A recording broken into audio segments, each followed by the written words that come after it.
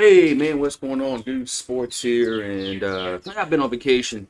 That's why the lack of videos have been happening, but a lot of stuff has been happening since I've been gone. So the Saints NFL schedule came out, so we'll have to look at the Saints schedule because I didn't do that. Alrighty, there we go. All right, so so we'll look at the preseason games, which they don't really amount to much, but uh, they got three preseason games. But we're still at three. They haven't gone to two. Back to four. All right, we got three.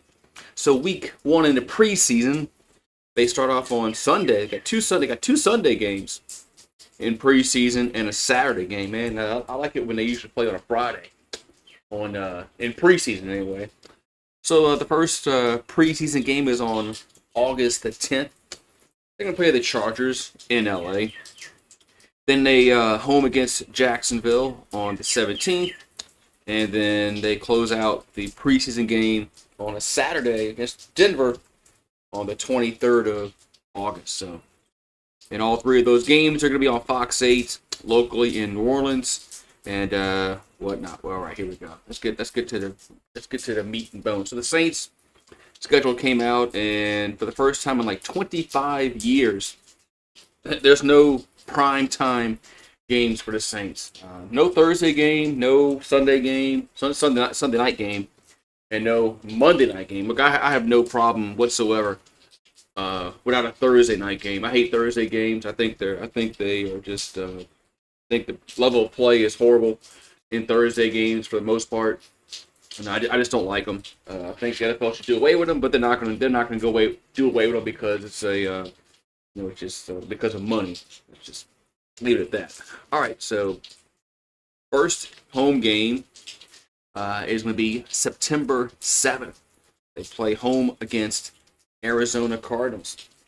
Then the next week, they're home against San Francisco on the 14th of September. And then on the 21st of September, they go on the road to face Seattle. Then the following week, they're on the road against Buffalo. So, I mean, you got Arizona, San Francisco, Seattle, and Buffalo. That's a tough schedule to start the season off for the Saints, who are really, who's going to be our quarterback. Saints going to be starting a very inexperienced quarterback. Whoever starts, either it's Rattler or it's going to be Shuck. Well, it's going to be one of those two guys. Jake Hayner's not going to have a chance. Jake Hayner's not going to be the starter of this football team. You see, he's going to be Shuck or going to be Rattler. One of those guys is going to be the starter. Then they on week 5, they're home against the New York Giants. The following week, week 6, home against the Patriots. So the Giants have revamped their team. They got a better quarterback than they had last season. So with Russell Wilson, and then the Patriots, I think the Patriots are ascending upward. All right, week 7 you go at the Bears. Week 8 is home against Tampa Bay. Week 9 is against the Los Angeles Rams on the road. Week 10 at Carolina. Then the bye week, week 11.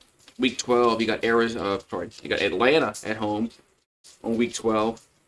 Then they got to go to at Miami week 13, at Tampa Bay week 14, and week 15 you're home against Carolina Panthers. Week 16 you're home against the New York Jets, and then the last two games are on the road against Tennessee Titans and the Atlanta Falcons. So I think the Saints, considering the inexperience at quarterback coming into the season, I think this is going to be a very long season for the Saints. I don't think the Saints are going to sniff the playoffs. I don't think they're even going to be remotely in contention for the playoffs.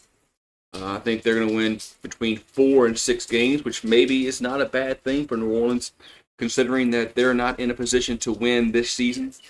They need more quality young talent on this football team, and I thought they really addressed a lot of needs in the draft.